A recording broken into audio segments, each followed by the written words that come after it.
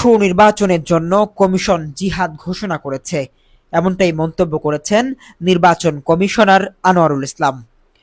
নির্বাচন কমিশনার মোহাম্মদ আনোয়ারুল ইসলাম সরকার বলেছেন, নির্বাচনের ওপর নির্ভর করছে দেশের ভবিষ্যৎ। সুষ্ঠু ও সুন্দর নির্বাচনের জন্য নির্বাচন কমিশন জিহাদ ঘোষণা করেছে। দৃঢ়তার সঙ্গে বলতে চাই, আসন্ন নির্বাচনে কাউকে ভয় পাওয়ার কোনো কারণ নেই। অতীতে আমরা বহুবার কলঙ্কিত হয়েছি, এবার সেই কলঙ্ক মুছে দিতে হবে।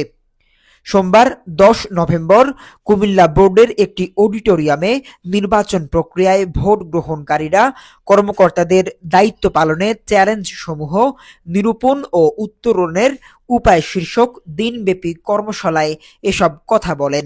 তিনি আরও বলেন, নির্বাচনের আর মাত্র ৮০ থেকে ৯০ দিন বাকি। এরপরও কারো মনে যদি সন্দেহ থাকে নির্বাচন হবে না, তবে সেটি ভুল ধারণা। নির্বাচন হবেই, এবং তা হবে অংশগ্রহণমূলক ও স্বচ্ছ।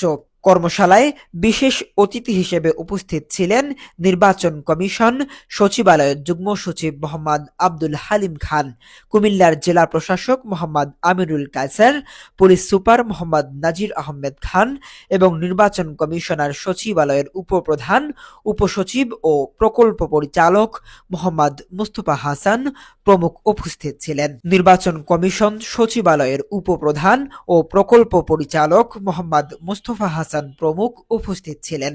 নাইমুল হক মিয়াদ, নিউজ 25, ঢাকা।